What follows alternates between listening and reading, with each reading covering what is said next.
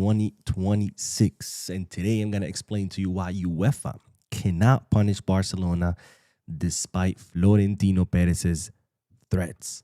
Also, I'm going to tell you the real reason why Florentino Perez called for elections. And you're going to laugh. And finally, Barcelona have formally requested the usage of Montjuic. We have a lot to discuss, so let's begin.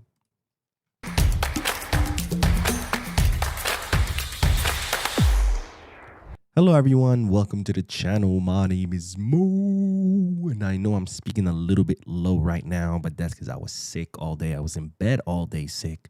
My throat is killing me, so hopefully you can just turn up your volumes because this is as loud as I could speak. I have my microphone volume turned up all the way. Hopefully it's enough, but again, my throat absolutely killing me. But let's dive right into the news because we do have to talk about why UEFA cannot punish Barcelona despite Florentino Perez's threats. Now, as you know by now, I discussed it in a previous video. Real Madrid's president Florentino Perez called for a press conference, a surprise press conference after meeting with his board of directors.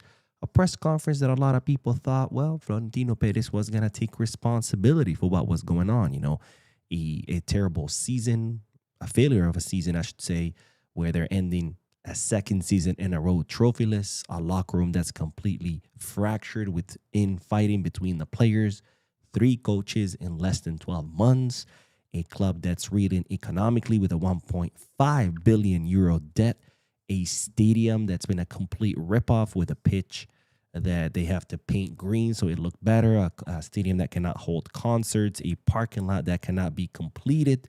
But instead of Florentino Perez taking responsibility for this horrendous management of the club, he instead forgot to take his meds and he went on an unhinged rant about how everything that's going on is all the fault of Negreira. And he said that Real Madrid were preparing a 500-page report that they're going to send to UEFA, and that UEFA was going to be able to investigate and punish Barcelona for what he considers to be the most egregious case of football corruption in history. Yes, you heard that right. You heard that right. Well, lo and behold, it turns out that whether Madrid make this report or not, it doesn't matter. Why? Because UEFA cannot punish Barcelona for the Negreira case per their own rules. Now, Article 9 of the Royal Spanish Football Federation disciplinary actions states that the window to punish a club for severe or serious infractions is 3 years from the date of commission. Now, Barcelona were paying the company of Negreira between 2001 and 2018. You only have 3 years to punish the club for doing something wrong per the Royal Spanish Football Federation's rules. Well, guess what? It's been more than 3 years since 2018. Well, UEFA has the same exact article, but in UEFA, it's Article 4 of UEFA disciplinary regulations, and they too have a statute of limitation of 3 years. So neither UEFA nor the Royal Spanish Football Federation can punish Barcelona for what they did in the Negreira case, because again, those payments to the consulting company of Negreira were between the years 2001 to 2018. You only have 3 years to punish the club for serious infractions, and it's been more than 3 years since 2018.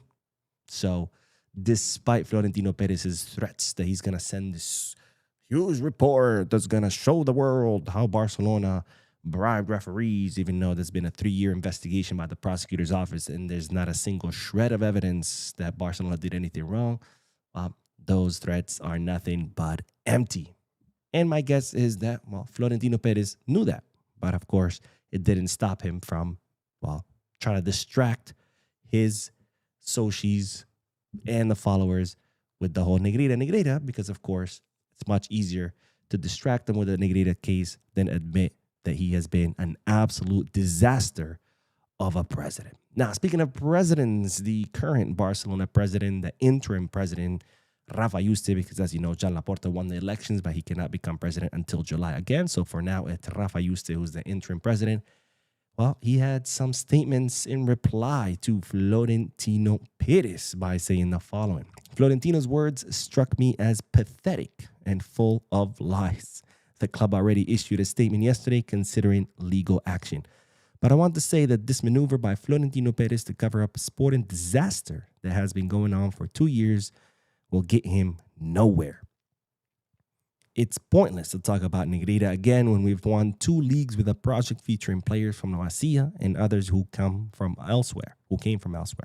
We're winning it by 14 points, and this is just a smokescreen to try to justify poor management.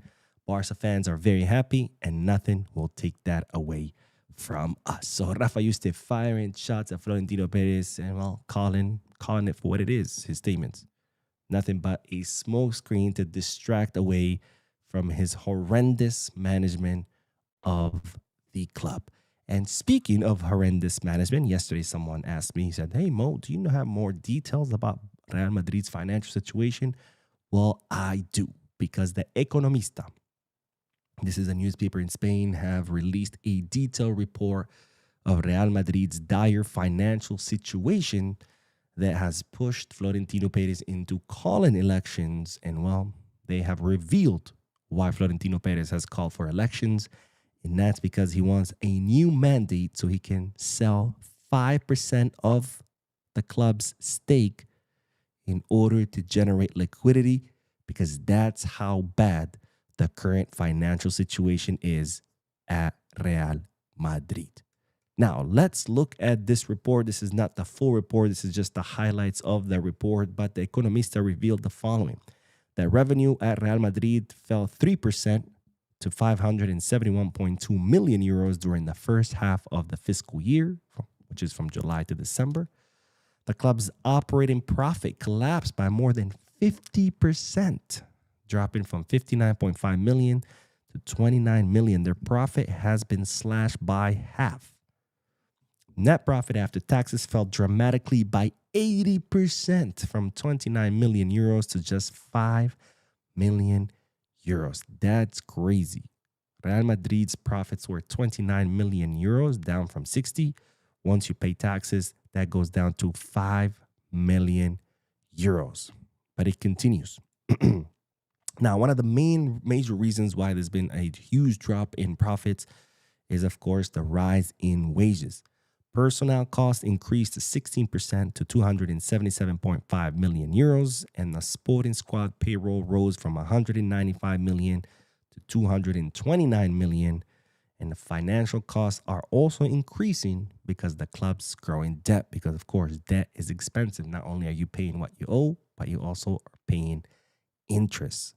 So Madrid's revenue is down, their profit is down, their net profit is down, and, well, their salaries is up, and the cost of their debt is up. Now, a big reason for the Madrid's huge debt is, of course, the renovation of their stadium, where Florentino Perez stated that the club invested 1.3 billion euros in the stadium project. It was supposed to cost 700 million, ended up costing double.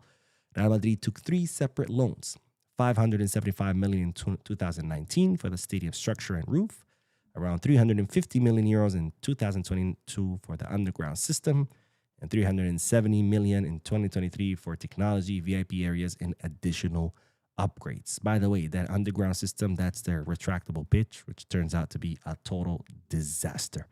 So Real Madrid currently have a 1.574 billion euro debt.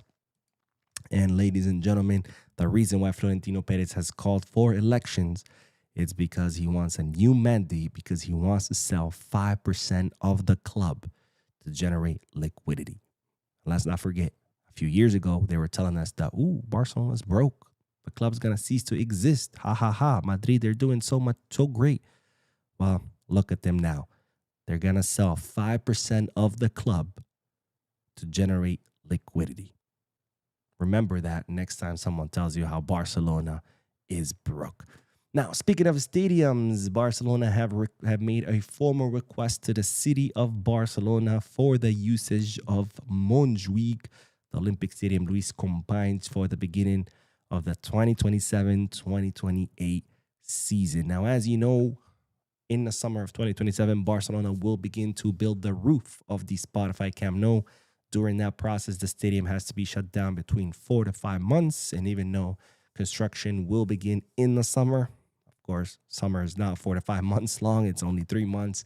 So part of the construction is going to be in the summer, and then part of the roof construction is going to spill into the 2027, 2028 season, or the beginning of that season, and during which Barcelona have already formally requested from the city of Barcelona the usage of Montjuic. In other words, we're going to move back to Montjuic while the roof is being built, and then we'll move back to the Camp Nou once it's completely finalized. Now, Laporta had originally said that he did not want to go back to Montjuic, that he would prefer to go to the Johan Cruyff Stadium, which has 6,000 people capacity. It was going to be increased to 10,000. But even at 10,000 capacity, it's much, much less than the 55,000 capacity that Montjuic has. So it looks like we're going to have to play a few months at Montjuic while the roof goes up at the Camp Nou, which kind of sucks because I don't like Montjuic. I went to Montjuic. It kind of sucks as a stadium. But hey, if it means seeing our stadium, the Camp Nou, with the roof all finalized, then, well, it is what it is. It's a small sacrifice that we're going to have to make. And we will end today's video with the news that Alvaro Cortez has gained a spot during the preseason with Hansi Flick after an impressive debut against Alaves. Now, the 21-year-old center back is someone that Barcelona signed from Zaragoza back in 2021. He played for the Barcelona under-18, for the Juvenil or the Barcelona under-19. He was then sent on loan to Dam under-19, and then he came back where he solidified his position at Barca Athletic and became a captain of Barca Athletic. And while Hansi Flick had been calling him up for several trainings ever since, he's even been included in several squad lists. But it wasn't until yesterday against Alaves that Alvaro Cortez made his debut with the first team, becoming the 10th academy player that debuts under Flick. For those who say, oh, Flick doesn't trust the academy players. And then, well, given his incredible debut, he has gained a spot in Hansi Flick's preseason. Now, I got to say, I was very impressed with Alvaro Cortez's debut. I mean, his absolute calmness on the ball was pretty remarkable. And, of course, I do have some numbers for you from that debut, because during the 90 minutes against Alaves, Alvaro Cortez completed 109 touches, completed 88 passes with an impressive 95% accuracy rate. He completed 5 long passes successfully. He won most of his ground duels, competed strongly in the air, and, well, most importantly, he was never beaten in a 1v1 situation. Now, this balance between the calmness on the ball and aggressiveness in defense is precisely what Barcelona have been looking for these past few months.